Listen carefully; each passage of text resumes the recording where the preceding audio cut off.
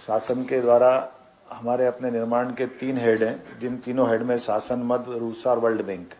हमारा प्रयास है कि हमारे महाविद्यालय में जब हम गुणवत्तापूर्ण शिक्षा की बात करते हैं और गुणवत्तापूर्ण शिक्षा के लिए सबसे ज़्यादा जरूरी कि हमारे अपने भवन हो, जो भवन के अंदर आवश्यकता उनके अलग अलग प्रकार से पूर्ति हो। इस तरह से हमने टारगेट लिया है कि लगभग 200 कॉलेजों को हम पूर्ण सुविधायुक्त सब प्रकार से बनाने जा रहे हैं। इसमें शासन का मद है, इसमें 107 कामों में से 60 कार्य हमारे करीब करीब फिनिशिंग स्तर पे है, जो शीघ्र पूर्ण होने वाले हैं। 2020-21 में लगभग 6 महाविद्यालय के नवीन भवन 24 करोड़ के लागत से इनकी स्वीकृति स्थायी वित्त समिति से हमने प्राप्त कर ली है और निर्माण एजेंसी को 75 करोड़ की राशि भी हमने प्रदान कर दी है। इसी प्रकार से वर्ल्ड बैंक के माध्यम से 50 भवन विहीन महाविद्यालय के नवीन भवन के 328 करोड़ के काम हम कराने जा रहे हैं, जिसमें 20 महाविद्यालय के काम पूर्ण हो गए और 30 महाविद्यालय के निर्माण कार्य अभी प्रगतिरत हैं। इसी प्रकार से प्रदेश में विश्व बैंक की योजना के अंतर्गत 133 महाविद्यालय में किए जाने वाले नवीनीकरण, उन्नयन एवं बैरियर फ्री कार्यों के लिए निर्माण कार्यों की स्वीकृति राशि 410 करोड़ की जारी की जा चुकी है। इन कामों में से लगभग 51 काम के प्रगति रिपोर्ट हमारे पास आई है और 62 कार्यों की निविदा प्रचलन में है। रूसा परियोजना के अंतर्गत 10 नवीन आदर्श स्नातक महाविद्यालय की स्थापना की जा रही है, जिसमें से एक नवीन आदर्श स्नातक महाविद्यालय का निर्माण कार्य पूरा हो चुका है। एक राजगढ़ में नवीन व्यावसायिक महाविद्यालय की निर्माण कार्य की प्रगति जारी है। पंडित SN शुक्ला महाविद्यालय प्रदेश की उस एक तरह से हमारी एक स्वशासी यूनिवर्सिटी के नाते से प्रोत्साहन दे रहे हैं कि अगर बच्चे पढ़ के निकलते हैं तो उनके अपने जीवन के लिए जो आवश्यक है उनका प्लेसमेंट होना चाहिए। इसके अलावा भी हम और अलग अलग प्रकार से भी उनको प्रोत्साहित कर रहे हैं कि हमारे यहाँ खास करके जो एक माहौल बने, अनुकूल माहौल बने, जो आत्मनिर्भर मध्य प्रदेश में भी मदद करेगा।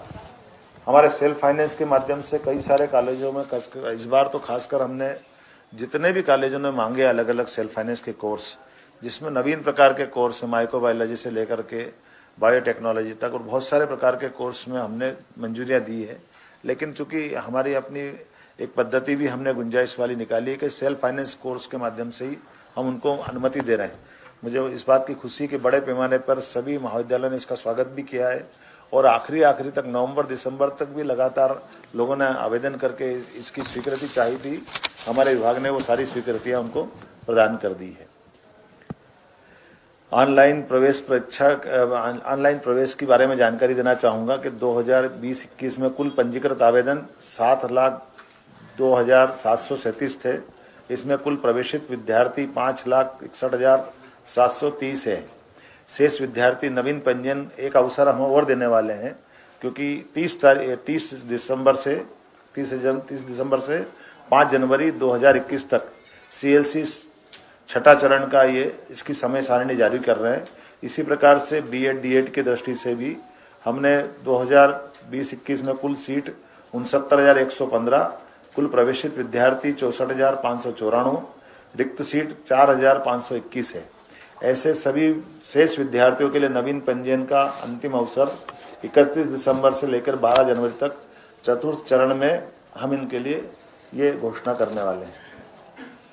शिक्षण कार्यों में भी लगातार कोशिश कर रहे हैं कि हमारे यहाँ पर चूंकि कोरोना के कारण से कठिनाई का दौर था, हम क्लास नहीं लगा पा रहे थे, तो हमने प्रयास किया कि उनको ऑनलाइन पढ़ा करके हमारे इस सिलेबस को एक तरह से पूरा करने में आगे जाएं। स्नातक एवं स्नातकोत्तर स्तर पर MS team, Google Meet, Cisco, Webex के माध्यम से महाविद्यालय स्तर पर ऑनलाइन कक्षाएं संचालित की है। स्नातक स्तर पर शहरी और ग्रामीण क्षेत्र में विद्यार्थियों की सहभागिता का परसेंटेज मैं बताने जा रहा हूँ। 60% न्यूनतम और कम से कम 30% से ज़्यादा ही लोगों ने इसको अटेंड किया है।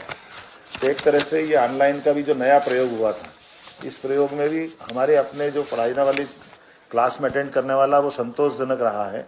फिर भी हमें आगे जाकर के आपको जानकारी है कि हम ये 1 जनवरी से साइंस की सभी क्लासें खोलने वाले हैं। 10 जनवरी से हमारे पास UG और PG की फाइनल क्लासों के लिए हमने निर्णय लिया है। इसी प्रकार से आपदा प्रबंधन की जिला स्तरीय बैठक अगर हो करके निर्णय करेंगे तो सभी जिलों के अंदर 20 जनवरी के बाद हमारी सभी प्रकार की क्लासों की कोरोना की शासन की निर्धारित गाइडलाइन के हिसाब से उनकी प्रवेश की हमने तैयारी कर, कक्षाएं लगाने की तैयारी कर ली है। तो इस प्रकार से ये जो वर्तमान का दौर है, इसमें हमने जो हमारा जो सर्वाधिक जोर है, मैं आपकी जानकारी के लिए बताना चाहूँगा कि हमने ये जो अपना प्रवेश से लेकर के परीक्षा कराने तक एक प्रकार से मध्य प्रदेश के उच्च शिक्षा विभाग ने यह नया एक अपना कीर्तिमान भी बनाया है कि कई राज्य अभी तक भी निर्णय नहीं कर पाए हैं कि वो पुराना सत्र का उनका समापन किस प्रकार से करेंगे। उसके उलट हमारे पास आज की स्थिति यह है कि हमने परीक्षा भी करा ली, परीक्षा के बाद सत्र भी प्रारंभ हो गया और सत्र के बाद हमारी जो आमतौर पर ऑनलाइन क्लास के बाद कॉलेज के अंदर कक्षाएं लगाने की तैयारी भी हमारी करीब करीब हुई है। और इसके बाद हम ये चाह रहे हैं कि हमारा निर्धारित सिलेबस पर निर्धारित समय में इस साल का हमारा अपना ये सत्र पूरा हो जाए, क्योंकि पिछले समय जो लॉस हुआ है हम उसको आने वाले समय में बार बार दोहराना नहीं चाहते हैं।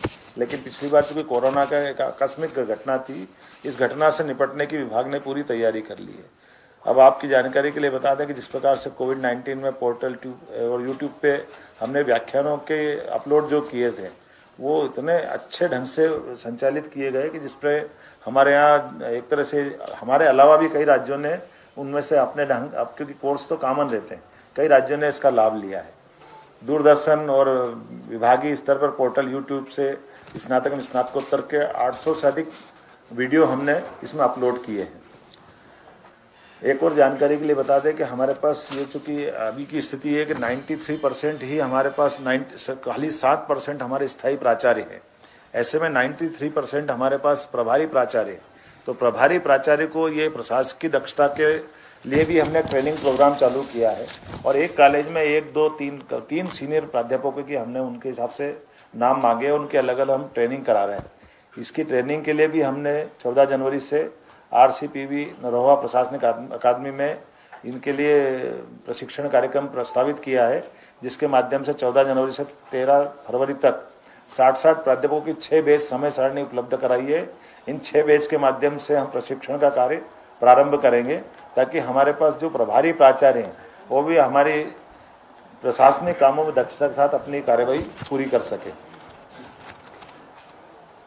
प्रति सप्ताह अतिथि विद्वानों का मसला आता रहता है। अतिथि विद्वानों के मामले में विभाग की पूरी सहानुभूति अतिथि विद्वानों के साथ भी है और इसमें हमने गौर ये भी किया है कि हमारे अपने महाविद्यालय ने अध्ययन अध्यापन के काम में भी ये जो रिक्तता आती है उसको पूर्ति करने के लिए एक समयबद्ध कार्यक्रम भी घोषित किया है। लगभग 4200 से ज़्यादा हमारे पास अतिथि विद्वान है। आज की स्थिति में हमारे पास लगभग 2500 सेल्फ फाइनेंस के अतिथि विद्वान उन सभी को काम पे लगाया जा चुका है। लगभग 1700 अतिथि विद्वान जो राज्य शासन के स्तर पर विश्वविद्यालय महाविद्यालय के हैं, इसमें से 1000 से ज़्यादा अतिथि विद्वानों को हमने अपने कामों में लगाया है।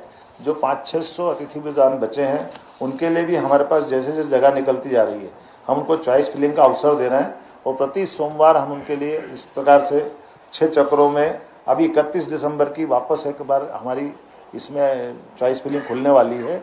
एक बार इसका एहसास कर लेंगे तो उनके बारे में आगे चलकर वो कुछ और भी निर्णय करने वाले हैं।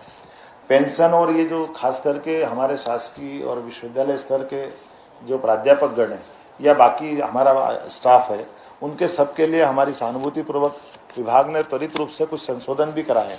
जैसे पेंशन के मामले में हमारे द्वारा निर्णय किया गया कि जो नियोक्ता है अर्थात महाविद्यालय का प्राचार्य या AD ऑफिस वो अपने स्टाफ के लिए जवाबदेह है, तो उनके पर ये कार्य विभाजन करके इसका बंटवारा भी पहली बार किया गया है। अन्यथा विभाग में भोपाल स्तर पर ही सब लंबित रहते थे, तो ये कार्य विभाजन करके हम कोशिश कर रहे हैं कि नीचे तक हम ये एक तरह से ये मानवीय दृष्टिकोण से भी है कि अगर हमारे विभाग से लंबी सेवा देने के बाद अगर प्राध्यापक या अन्य स्टाफ रिटायर्ड होता है तो समय सीमा में उसका अपना पूरा निराकरण हो जाना चाहिए।